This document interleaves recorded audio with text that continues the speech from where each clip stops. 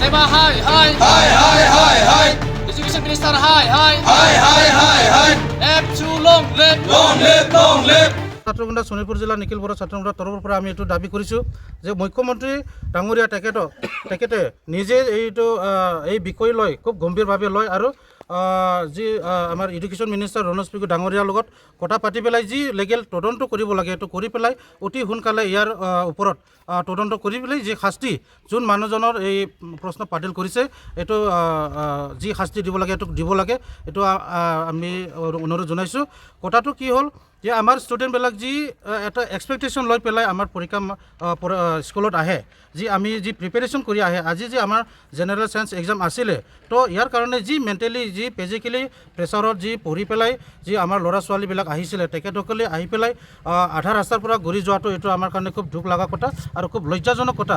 এইটো আমি বিভিন্ন অসমৰ বাহিৰৰ ষ্টেটত আমি এনেকুৱা ইমান শুনিবলৈ নাপাওঁ বা আমি শুনিবলৈ পোৱা নাই যে এনেকুৱা প্ৰশ্ন পাতিল হোৱা, কিন্তু আমাৰ এই অসমত যি এডুকেশ্যন ছিষ্টেম এইটো বহুত ডাউন বুলি আমি ক'বলৈ গৈ আছোঁ আৰু এনেকুৱা ছিষ্টেম হ'লে আমাৰ আহি থকা নৱপ্ৰজন্মৰ আমাৰ যি ল'ৰা ছোৱালীবিলাক এইবিলাক মানে পঢ়া শুনাত যি টাইপত ডিটাৰমিনেশ্যন দিব লাগে যি টাইপত আমি প্ৰিপেৰেশ্যন কৰিব লাগে এইটো চৰকাৰৰ ওপৰত অলপ ভয় ৰাখিব।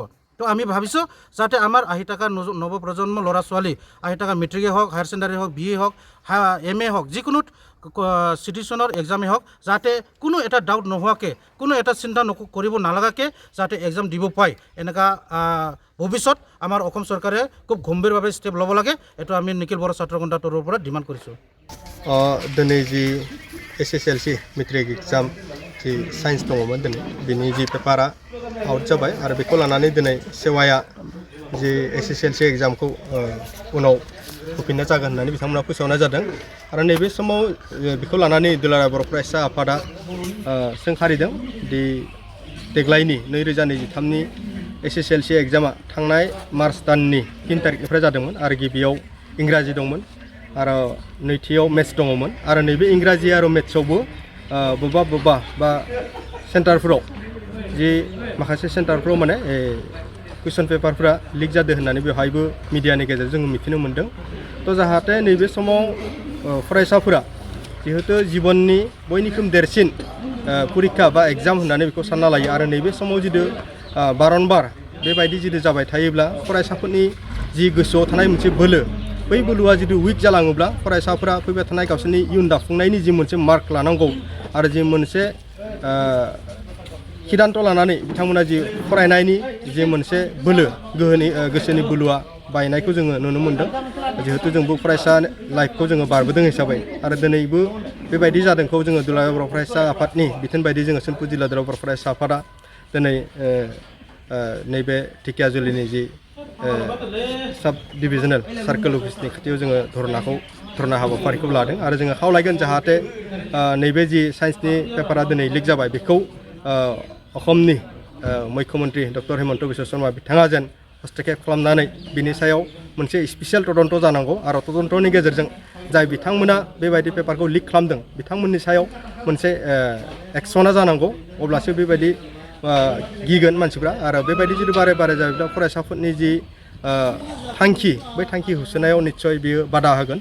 बेनिखायनो जोङो सनितपुर जिल्ला दुलाराय बर' फरायसा आफादनिफ्राय जानानै खावलायगोन जाहाथे मोनसे स्पेसियेल तदन्तनि गेजेरजों आरो शिक्षा मन्त्रि डक्टर हिमन्त बिश्व शर्मा रनिस पेगु बिथाङाबो जेन बेनि सायाव दायित्व लायो आं बेखौ खावलायबाय। दिनै जोङो सनितपुर जिल्ला दुलाराय बर' फरायसा आफादा दिनै सेबाया कन्डाक्ट खालामनाय जि क्लास 10नि जेनेरेल साइन्स साबजेक्ट नैबेयो थांनाय हराव निउसाव लिक जानाय बा भाइरेल जाबाय थादों नैबेखौ लानानै सेबाया बा एजुकेशन मिनिस्टार बिथाङा बे एग्जामखौ जेनेरेल साइन्स एग्जामखौ केन्सेल खालामनाय जाबाय बेखौ जोङो खबर मोननाय जादों बा खौरां मोननाय जादों। दा बेखौ लानानै जोङो दुलाराय बर' फरायसा आफाद हिसाबै जों जोबोद दुखु मोनदों। मानो होनना बुङोब्ला स्कुलिं लाइफनि जि स्टुडेन्टफोरनि थाखाय नैबे मेट्रिक एग्जामा बिराद गिदिर मोनसे टार्निं पइन्ट बा मोनसे बिराद गिदिर मोनसे एग्जाम जायो बिथांमोननि।